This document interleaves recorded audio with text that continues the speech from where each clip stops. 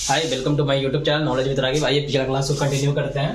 तो आपको बता रहे थे कि सोप जो है, ये सोप, तो सोप में क्या हो रहा था कि मोस्ट डर्ट जो होता है वाइल इन नेचर होता है और एक्चुअली में कार्बन चेन जो होता है इंटरैक्ट करता है वाइल से। तो ये वाइल का ड्रॉपलेट है, ठीक है, वाइल का ड्रॉपलेट है। तो ये जो आपका क्या था, सोप क्या था, CH3COONA, ठीक है, सोडियम एथेनोएट या सोडियम एसीटेट। तो इसका जो ये कार्बन वाला चेन है ना, कार्बन वाला चेन, ये एंड वाला एक आयनिक वाला होगा, तो ये आयनिक वाला एंड हो गया इसका, ठीक है।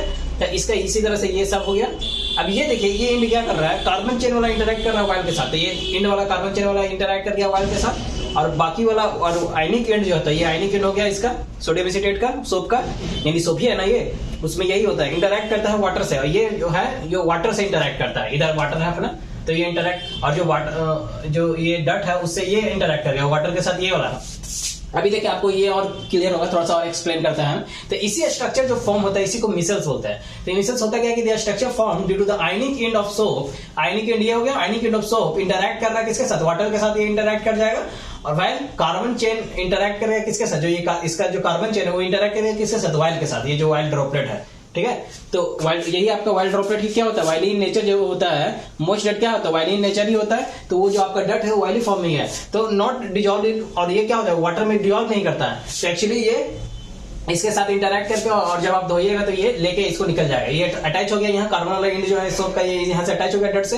और जब वॉश कीजिएगा तो क्या होता है कि ये इसके साथ चिपके हुआ रहता है, वो हट जाता है, ठीक है।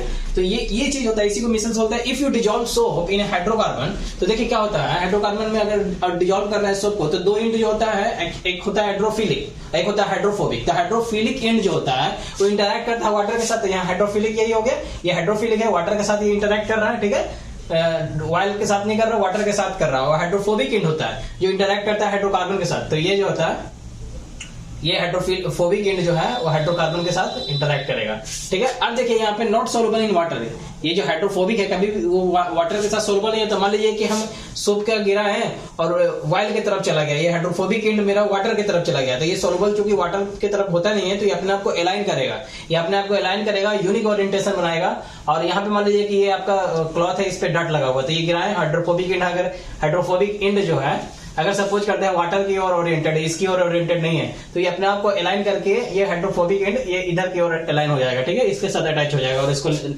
जब वॉश कीजिएगा तो ये निकल जाएगा। तो एक्चुअली ये सॉल्यूशन ऑफ सोप जो है वाटर में, सॉल्यूशन ऑफ सोप जो है वाटर में क्या है, कोलोडियल सॉल्यूशन बनाता है। इसका एग्जांपल है कि अगर मतलब वाटर में अगर सोप का सॉल्यूशन आप देख रहे हैं तो क्या है, वो कोलोडियल सॉल्यूशन का एग्जांपल है ना। और ये क्या होता है, क्योंकि ये नॉट प्रेसिपिटेट करता है, क्यों, क्योंकि आयन आयन रिपल्सन होगा, जैसे ये आयन आयन आयन क्या है, तो ये प्रेसिपिटेट नहीं करेगा, नीचे नहीं बैठेगा, एक दूसरे को सब रिपेल कर रहा होता है। तो ये और बेस्ट, और इससे और क्या होता है, उसको एक अच्छा इन्वायरमेंट क्रिएट हो रहा है, उसको इसको एक और सुटेबल अरेंजमेंट मिल रहा है कि वो क्या करेगा कि उसको लेके वॉश कर, वो डट जो है उसको अपने में चिपका के निकाल लेगा बाहर, आयन आयन रिपल्सन की वजह से भी, ठीक है। अब देखिए यहाँ पे कि ये क्या करता है, जैसे आप सोप का सोल्यूशन है तो क्या होता है, उसमें स्कैटर करेगा आपका लाइट का, और क्वालिटी देता, क्लाउडी देता है उसका, ठीक है। अब ये सब तो आप पढ़े होंगे ना, कोलाइडल सॉल्यूशन वगैरह, ये सब तो आप पढ़ के आए होंगे। 10 टू पावर डिस्पर्जन होता है, जो 10 टू पावर -6 से 10 टू पावर -9 होता है, ये सब आप पढ़ के आए होंगे। खैर उतना नहीं जानना आपको, ये जो बेसिक चीज है वो मैं थोड़ा सा रिलेट कर दिया आपको। अब यहाँ पे देखिए, वो आप पीछे पढ़ के आए होंगे, ठीक है।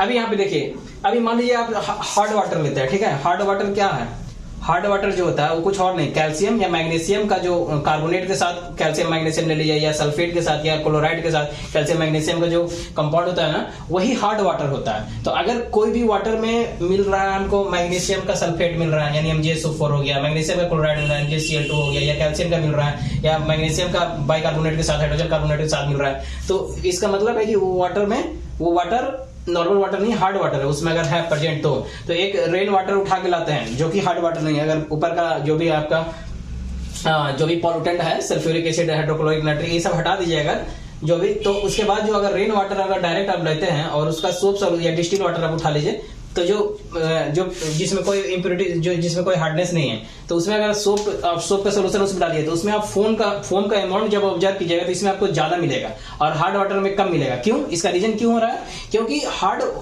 वाटर में क्या होता है ना, हार्ड वाटर के साथ क्या होता है कि ये जो कंपाउंड ऑफ सोप जब डालते हैं तो वो इनसॉल्युबल बनाता है, ये सॉल्युबल हो नहीं पाता है, वो इनसॉल्युबल बनाता है, जिसकी वजह से क्या होता है कि फोम ज्यादा ये क्रिएट नहीं कर पाता आपका सोप। देखिए अभी यहाँ पे और क्लियर होगा आपका। डिटर्जेंट क्या होता है एक्चुअली, डिटर्जेंट जो होता है, ये क्लीनिंग एजेंट हम लोग इस्तेमाल करते हैं। ये क्या होता है कि sodium salt of sulphonic acid, sulphonic acid का सोडियम साल्ट होता है, सल्फोनिक एसिड का सोडियम साल्ट होता है, या फिर अमोनियम साल्ट होता है किसका, क्लोराइड या ब्रोमाइड आयन के साथ। तो जो चार्ज एंड, इसका जो चार्ज एंड है, ठीक है, इसका जो चार्ज एंड होगा वो क्या करेगा, वो नहीं फॉर्म करता है इनसॉल्युबल प्रेसिपिटेट विद कैल्शियम या मैग्नीशियम आयन इन वाटर। जैसे हार्ड वाटर क्या है, हार्ड वाटर में क्या होता है कि कैल्शियम या मैग्नीशियम आयन होता है वाटर में, हार्ड वाटर में ये होगा ये वाला आयन, क्योंकि इसी के साथ मिलकर बन रहा है, कैल्शियम का मैग्नीशियम का सल्फेट बनेगा तो ये छूटेगा ना, Mg2+ SO4 2 माइनस में है? तो एक्चुअली यहाँ पे देखिए क्या लिखा है कि इनसॉल्युबल प्रेसिपिटेट विद कैल्शियम या मैग्नीशियम आयन इन वाटर। तो इस इनसॉल्युबल प्रेसिपिटेट बनाता है, सॉल्युबल प्रेसिपिटेट नहीं बनाता है। तो ये क्या करता है, चूंकि चार्ज एंड जो है इसका ये नहीं बनाता है, क्या नहीं बनाता है, insoluble precipitate, not form insoluble precipitate with calcium या मैग्नीशियम आयन इन वाटर। तो इसके साथ इनसॉल्युबल प्रेसिपिटेट तो नहीं बना पा रहा है, इस वजह से क्या कर रहा है, वो ज्यादा इंपैक्ट उसका इफेक्टिव जो है हार्ड वाटर में भी इफेक्टिव ये ज्यादा होगा, ये इसमें आपका फोम अमाउंट क्रिएट ज्यादा होगा, फोम क्रिएट इसमें ज्यादा होगा। अगर मान लीजिए कि आप कोई उठाते हैं जिसमें आप डिटर्जेंट डालते हैं और हार्ड वाटर लिए, हार्ड वाटर में सोप सोल्यूशन डाल दिया, हार्ड वाटर में आप डिटर्जेंट डालिए, तो फोम अमाउंट दिखेगा तो डिटर्जेंट वाला में ज्यादा आपको मिलेगा, ठीक है। ये जो होता है शैम्पू वगैरह हो गया या क्लीनिंग क्लॉथ में हम लोग डिटर्जेंट का यूज करते हैं, ठीक है। तो आप देख लिया सोप वगैरह क्या है, सोडियम पोटासियम का, सोडियम वाला, सोडियम के साथ जो होगा जैसे CH3COON है या CH3COOK, तो ये जो होता है बाथिंग सोप की तरह यूज होता है, ये थोड़ा हार्ड होता है, तो ये थोड़ा क्लीनिंग सोप भी आप देखते होंगे, क्लीनिंग सोप की तरह भी ये यूज होता है। क्लीनिंग सोप जो होता है क्लॉथ क्लीनिंग के लिए ये इस्तेमाल किया जाता है।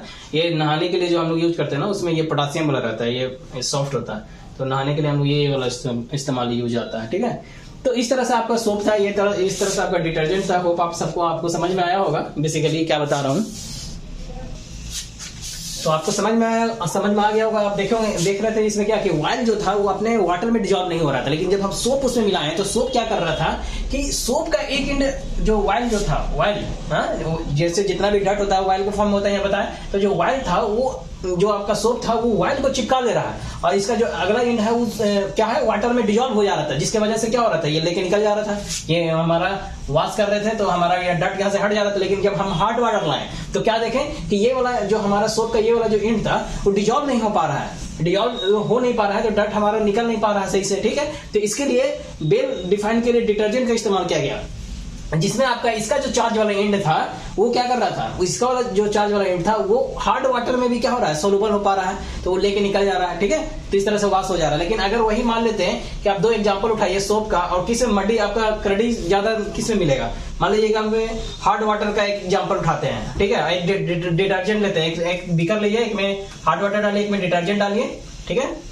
उसके बाद देखिए वाटर लीजिए, हार्ड वाटर लिए ना, दोनों में हार्ड वाटर लिए, एक में सोप डाल दिए, सोप का सॉल्यूशन, एक में डिटर्जेंट का सॉल्यूशन डाल दिए, तो आप देखिएगा तो इसमें आपको जो क्रडी होता है, देखिए इसमें जो आपका जितना है इसमें आपको कोई नीचे में डट वगैरह बहुत कम मिलेगा, इसमें ज्यादा मिलेगा, इसमें कम मिलेगा। क्यों? क्योंकि इसका जो एंड है ना वो सॉल्युबल है, वो पकड़ के लेके अपने आप वॉश कर देगा, उसको निकाल देगा, ठीक है। तो इस तरह से आप दोनों में आपको ये मिलेगा। तो होप आपको समझ में आया होगा। ये डिटर्जेंट का ये होता है और सोप का ये होता है। डिटर्जेंट में क्या होता है, इसका एक एंड जो होता है वो सॉल्युबल हो जाता है इवन हार्ड वाटर में, जिसके वजह से क्या होता है वो सारा डट को निकाल के बाहर कर दिया। लेकिन इसमें क्या हो पाता है, इसमें नहीं हो पाता है, सोप में, हार्ड वाटर में, ठीक है, अच्छे से काम नहीं कर पाता है, इसलिए डिटर्जेंट हम लोग यूज करते हैं। और देखिए डिटर्जेंट जो होता है कहीं ना कहीं आपका क्लीनिंग क्लॉथ में, शैम्पू वगैरह में जो होता है आपका डिटर्जेंट वगैरह रहता है। अब बहुत देखिए, अब ये जो कपड़ा धोने के लिए डिटर्जेंट है और जो नहाने के लिए शैम्पू में डिटर्जेंट है, दोनों में बहुत अंतर होगा। किस तरह से इस्तेमाल करना है, कौन सा हमको कितना अमाउंट में डालना है, ये चीज डिफरेंस आ जाता है। लेकिन डिटर्जेंट आपको शैम्पू में मिलता है, ठीक है। तो ये चीज आपको होप आपको सब समझ में आया होगा। अब यही एक एग्जांपल आपको यहाँ पे मैं बताने की कोशिश किया कि एक आप हार्ड वाटर का सोल्यूशन लीजिए 2 बीकर में, और एक में सोप डालिए और एक में क्या डालिए, डिटर्जेंट, तो आपको क्या मिलेगा। आप देखिएगा कि ये चूंकि इसका एंड क्या है, सॉल्युबल नहीं है वाटर में, तो ये हार्ड वाटर में सॉल्युबल नहीं हो पाता है, जिसकी वजह से यहाँ पे आपको डट ज्यादा गिरा हुआ नीचे बाहर दिखेगा। लेकिन यही आप जब देखिएगा इसको, इसमें आप कीजिएगा डिटर्जेंट अगर डाले हैं इसमें, और इसमें तो इसमें आपको क्या मिलेगा, डिटर्जेंट अगर इसमें आप डालें और आप क्लॉथ वगैरह वॉश कर रहे हैं तो आपको वाटर के साथ क्या होता है, ये इसका जो आयनिक एंड होता है, चार्ज एंड होता है, आयनिक एंड होता है, वाटर में सोल्यूबल होता है, तो वो पकड़ के डट को लेके अपने साथ वॉश कर देगा, ठीक है। लेकिन तो इसमें आपको नीचे डट नहीं मिलेगा, वो वाटर के साथ ही उसी पूरे सॉल्यूशन के साथ ही वो बाहर निकल जाएगा, ठीक है। तो होप आपको सब समझ में आया होगा। कार्बन एंड इट्स कंपाउंड ये पूरा कंप्लीट होता है। मिलते हैं फिर आपको नेक्स्ट टॉपिक के साथ।